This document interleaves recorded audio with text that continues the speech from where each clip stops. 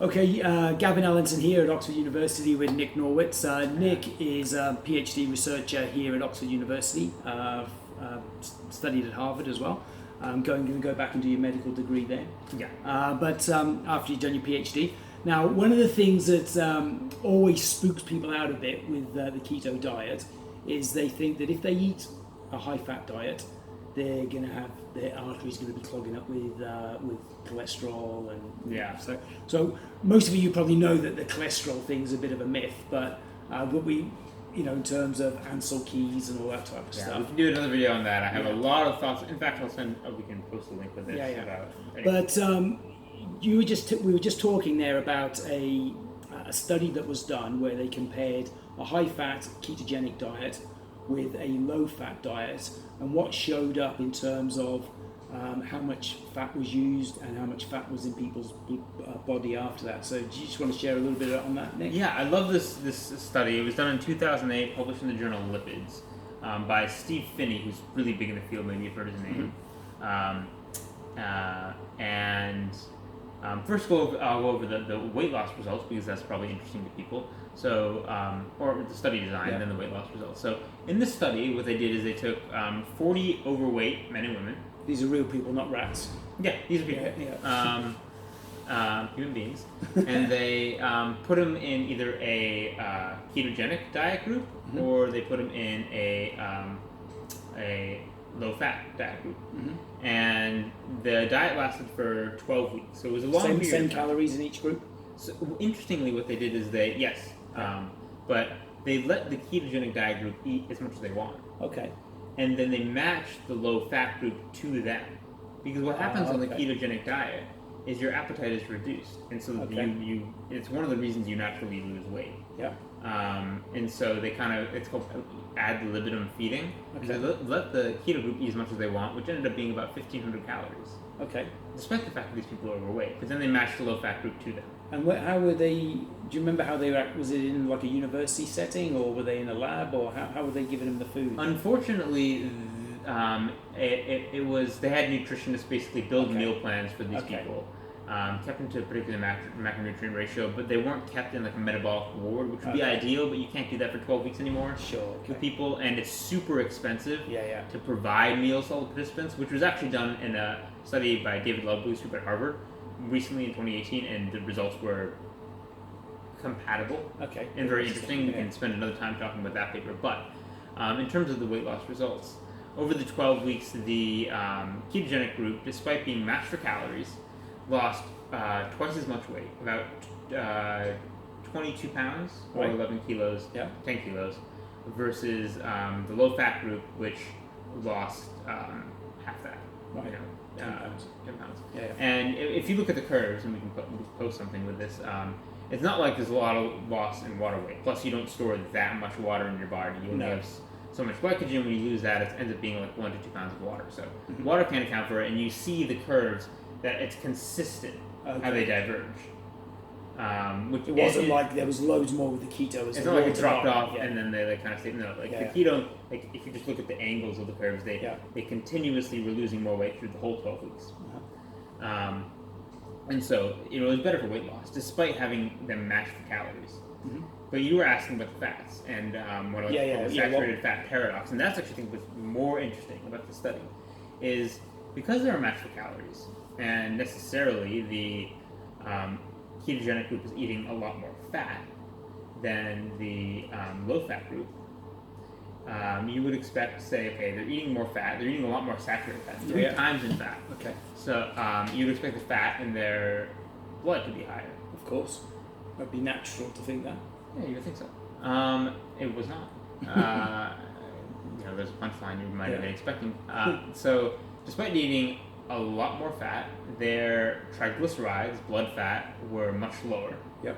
And despite eating 3 times as much saturated fat, so the keto group is eating 36 grams of saturated fat per day, and the low-fat group is eating only 12 grams.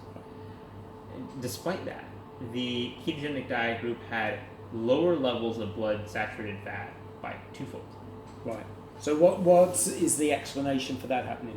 What's going on there then? Your body's learning to. I mean, the whole point of the ketogenic diet is your body learns to burn fat as fuel, Right, like okay. we evolved to do. Which a lot of us become carbohydrate dependent, and when there's a lot of carbs, floating around, it does a couple things. One, the carbs get turned into fat, then they get burned preferentially, so they're saturated fat rather than being burned. It's a great So fuel. hang on a sec. So you said the carbs get turned into fat, because this, for the layperson, this is probably quite a big thing, because they'll think, how can pasta make me fat? Because it's just like carbs, and there's no fat actually in pasta. But what you're saying is those carbs will get turned into fat. Yeah, of course. Why would your body waste that fuel? And I mean, if you want to do an N equals, I don't suggest it, but just eat tons of pasta for a week and see if you lose weight or gain weight. Yeah. No, I know what's going to happen to me. But yeah, it's very easy to turn carbohydrates into fat. Yeah. Because that's how we want to store extra calories. You can only store in your liver a few hundred calories of fat. Yeah. 300 to 400 calories of fat, and it's 3 to 4. So 3 to 400 calories as glycogen, as sugar. Yeah. And so what happens to the rest? It has to be turned into fat, and that's how you store fat. Your body has a tiny bit of sugar to defend as an energy store, and even lean people with really low body fat, marathoners, etc., have tens of thousands of calories of fat. That's where most of our body fuel gets stored. And it can, any fuel you take in can be converted into fat. Do you know Sean Scott? Because he's based in Oxford. He's an anaesthetist, and he just did a 100k run. Yeah. Fasted like previous nights. Yeah. Did the 100k, and I think he ate something at 70k. That was the first fuel he had. No fat. Yeah. Anything. Theoretically, I think the average person has enough fat stores to walk from Florida to Maine or something. Oh, right, okay. I don't know what that means. It sounds like a long way. That's extrapolating based on 3,500 calorie rule, which in and of itself is kind of bogus, but okay, so going back, so the ketogenic diet, when it was matched against the low fat diet, they lost double the weight, and their blood lipids were better. So they ate the same calories, lost more weight. Yeah. They ate more fat, had lower fat. They ate more saturated fat, had lower saturated fat. Yeah. And that's the saturated fat paradox. Yeah. So this is where we don't want to open up the can of worms, but there are people saying doesn't matter what a calorie is a calorie type of mantra, and all you've got to do is have a calorie deficit. That's the main thing. So there was a calorie deficit here for both groups, but with the keto group, they perform better. Pretty much. I like to add nuance to things, because people will always argue with the calories in, calories out models that we're just, that's a law of thermodynamics that you can't, energy can't be created or destroyed. It applies to the human system. The issue is you can't actually measure calories in and calories out. It's so complicated. You can't look at a nutrition label and actually know how many calories you're getting from it, and we can do another episode on that. But nutrition labels are not reliable, and you can't possibly measure the number of calories you're outputting. It depends on your body temperature, heart rate, age, sex, gender. Exercise is a tiny component. Little fidgety movements that you make all day called non-exercise activity thermogenesis add up to way more. Are you moving around in your sleep? It's so complicated, and then you can't measure in because again, nutrition labels aren't reliable. The way they measure calories in food also is not representative of how your body uses fuel. If you take an apple and blow it up in a bomb calorimeter and measure the heat that the water generates, it's different than your mitochondria. And so you can't actually measure calories in, calories out. So it's a useless model. Not useless, but not helpful. Although in theory it applies, in practice it doesn't. And that's the nuance I want to put out there, that the logic is ostensibly correct, but it's practically not applicable. Okay, cool. All right, thanks a lot, Nick. Enjoyed that one. Cheers.